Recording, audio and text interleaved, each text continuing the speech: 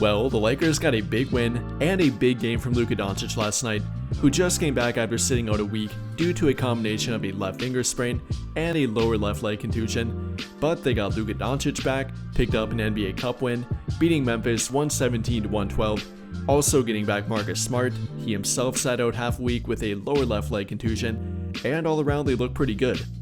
But the even bigger story here was not their win or the fact they got Luka back, got Marcus Smart back, or their impressive victory. It was about Ja Morant postgame. Following their loss, Morant was not happy with the team and particularly their head coaching staff, or I guess their coaching staff in general. When being asked about the game tonight and what they could have done different, he repeatedly said, "Go ask the coaching staff." And then when a reporter asked what could have been done different other than asking the coaching staff, Ja Morant said, according to them, probably don't play me. So here's what he had to fully say and the real tension that was felt with him. What went wrong to you today? Go ask the coaching staff. Do you feel like, there was anything you could do differently, I guess? You go ask them. They had a whole spiel in here, so.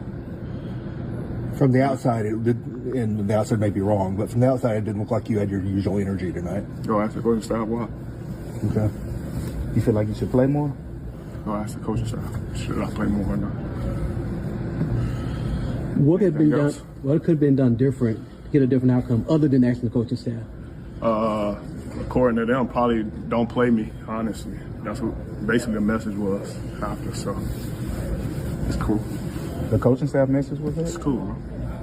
We good? You didn't have anything physically wrong in terms of illness or anything? Oh, no, you were I'm under good. the I'm weather? fine. Okay. I'm fine. All right.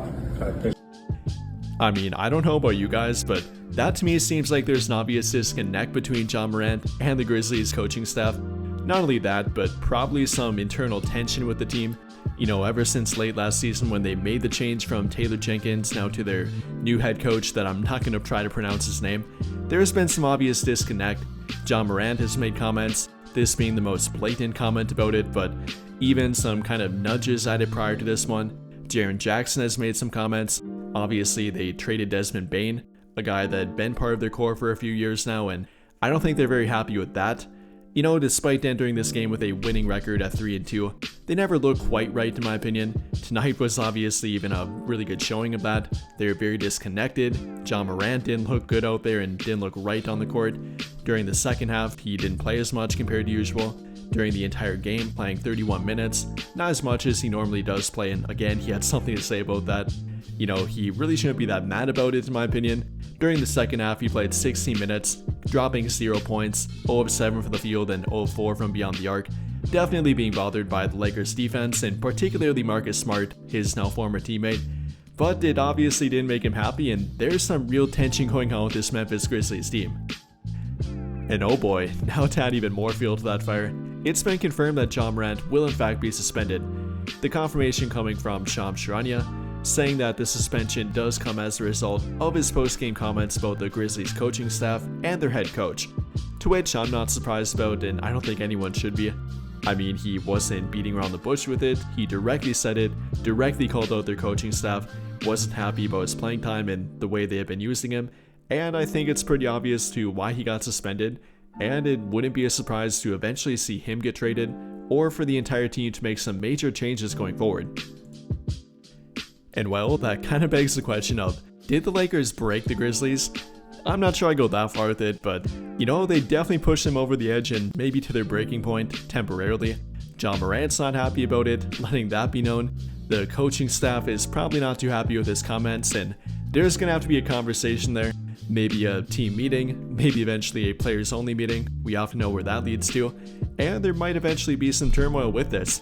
Whether it be a change, whether it be multiple changes, a trade, whatever it might be, this might be the start of the Grizzlies eventually making quite a few changes to their team.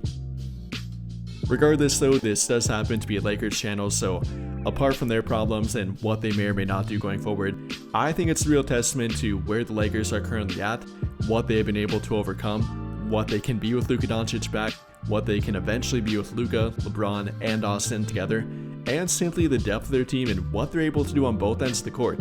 I've been very impressed. Going back to their defense on Ja Morant, they had never held him under 10 points before tonight. In fact, it had been 7 games since they held him under 20 points. Last season, for example, Morant dropping 22, 20, 20, and 21 points against them in their 4 games that they played.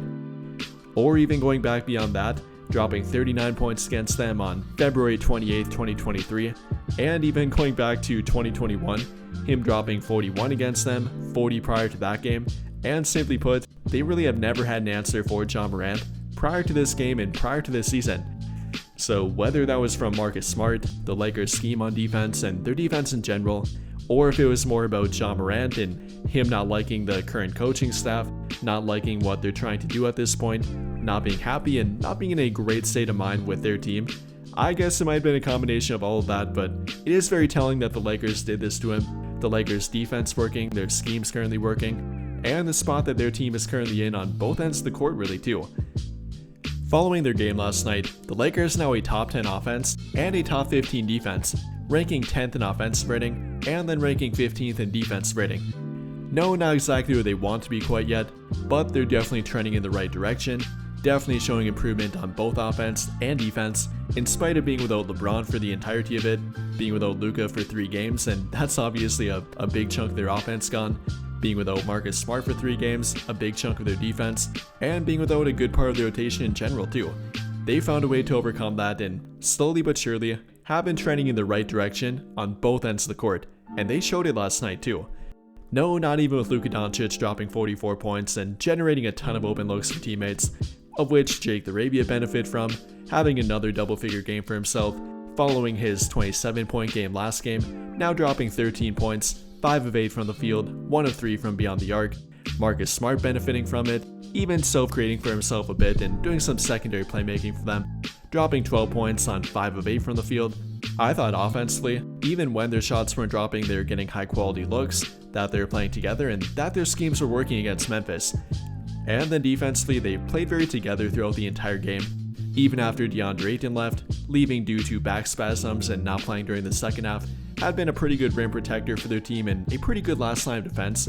Even without him, they stayed together on defense. In fact, I thought they played terrific on defense during the second half, holding Memphis to only 43 points on 34% from the field and 21% from 3. Yes, again, including Ja Morant dropping a donut in the second half, 0 points on 0 of 7 from the field, and I really gotta point out Marcus Smart for that. I keep going back to it, but there's really a night and day difference with him on the court, let alone being active and being a part of their team for a game, rather than when he's inactive and not available for their team. Not only against Ja Morant, but in other games against Anthony Edwards, even different matchups like Sacramento, there is a noticeable difference with Marcus Smart out there, particularly on defense. Not only with himself and him taking on a tough one-on-one matchup, but their team defense in general too. Definitely more communication, more motivated to get back on defense and get their defense set up. I don't think that's a coincidence. In my opinion, Marcus Smart so far has been a glove-like fit for their team. Yes, again defensively, but really on both ends of the court, tying together what they're trying to accomplish, being a vocal leader for their team, if not the vocal leader for their team when he's out there. I've been very impressed with him, and he's really kind of done everything that they wanted from him and really what they've been hoping for with him so far.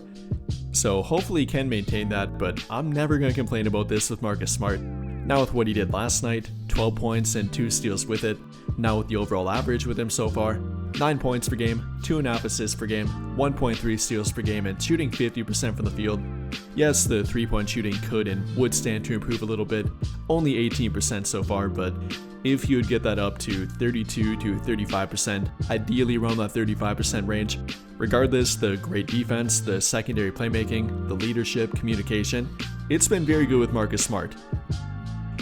You know, there is plenty of talk that the Lakers had no depth and no quote-unquote help to give Luka Doncic and or LeBron, but I think they've proven that wrong. Between Marcus Smart, DeAndre Ayton, Rui Hachimura, Jake the Arabia, even guys off the bench like Dalton Connect at times too, and of course Austin Reeves if you want to call him help. I call him more one of their central focuses of their team and even one of their big three quote-unquote, if you want to call them that. I think they've proven that narrative wrong. Obviously plenty of help for Luka. They've won with him, have won without him, have won without LeBron even playing a game yet, so I think that narrative's pretty much dead. And overall here, I think you'd have a tough time not being impressed, at least not a little bit, what they've been able to overcome, the fact that they've kind of just made a team implode, at least their star player currently imploding and not being happy with their team, again, Ja Morant, what the Lakers are doing offensively, defensively, and really overcoming expectations to what many thought they would be at without LeBron and even Luka Doncic playing. I think it's gone pretty well for them. So with all of that being said, what do you guys think? What are your takeaways from what Ja Morant said following the Lakers game? How do you feel about the way the Lakers played last night? How they have played both without Luka Doncic, what Austin Reeves has shown, what their depth has been showing, and where they're currently at? Let me know your thoughts in the comments down below. But I think that'll pretty much do it for this one. And if you enjoyed the video, then I would greatly appreciate it if you dropped a like, subscribe to the channel if you have not already, and hit that notification bell to never miss out when I upload a video. But as always, thank you for watching, and have a great day or night.